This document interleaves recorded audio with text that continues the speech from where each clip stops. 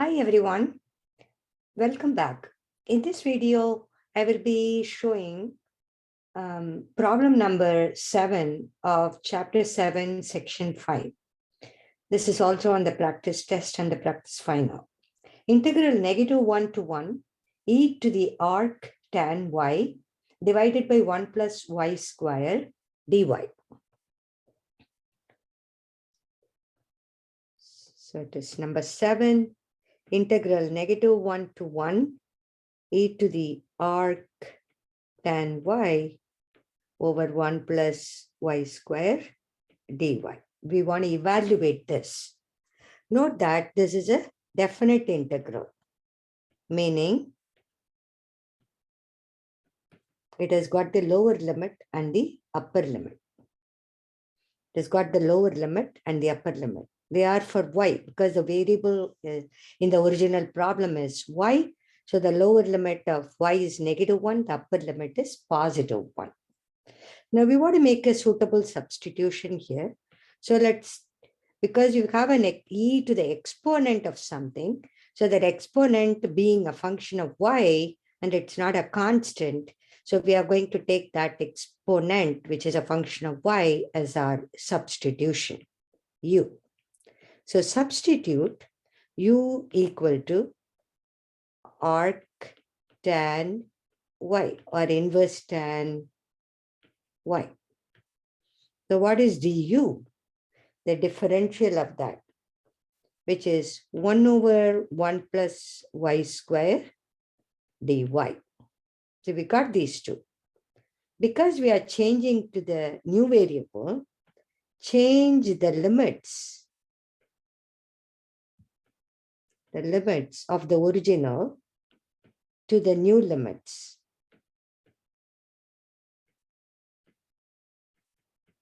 For u. The original variable was y, new variable is u. Original limits for y are -1 to 1. Now we want to change that to the new limits. So let's create a table. Y original variable, lower limit is -1 and +1 upper limit. Then u is inverse tan y. And we want to find out what the new limits are. So it is tan inverse of -1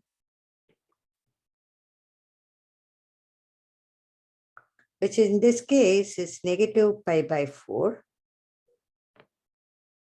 Then it's tan inverse of 1, which is equal to pi/4. So u is -pi/4 through pi/4. Then you will have integral.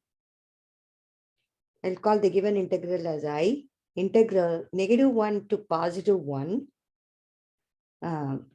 e to the arc tan y divided by 1 plus y square dy. We may want to write this as e to the tan inverse of y times 1 plus y square dy. Now remember that we are changing everything to the new variable. So it's e to the u. Then you know that 1 plus y square dy is nothing but du. This is for this whole thing. Now we are changing to the new variable because we are now using the new variable u. So use the new limits, -pi/4 to pi/4. So which will be e to the u between the limits -pi/4 and pi/4. So it will be e to the pi/4 minus e to the -pi/4. See, for the same problem, if it was given as e to the -√3 over the upper limit is 1 over radical 3, e to the tan inverse of y over 1 plus y square dy, you would do the same thing, but limits are changed. So these are the limits for y, -radical 3 to 1 over radical 3.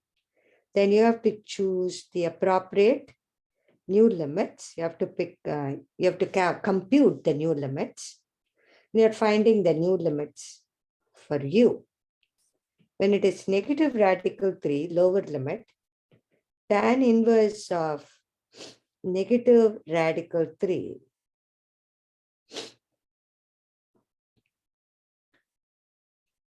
tan inverse of negative radical 3, so will be sine of 6t is rad 3 over 2.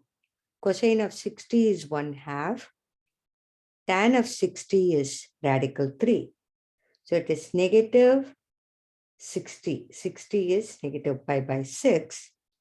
And upper limit is 1 over radical 3, which is tan inverse tan of 1 over radical 3, which will be pi by, this will be pi by 3, negative radical 3, because we are 60. This will be 1 over radical 3. So tan of 30 is 1 over radical 3. So the same problem will change with these limits, and this will be the lower limit and this will be the upper limit. So you have to accordingly change the values here.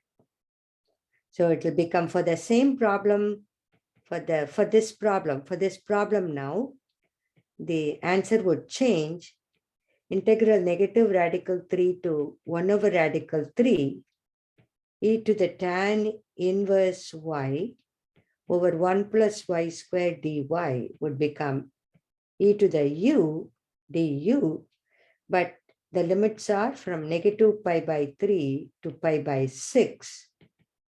So integral e to the u is e to the u from negative pi by 3 to pi by 6. So it is e to the pi by 6 minus e to the negative pi by 3. That's how it will change to. So I'm taking the same problem, and initially I had the limits negative 1 to 1. So for which the answer would be this. If the limits changed, if the original limits changed,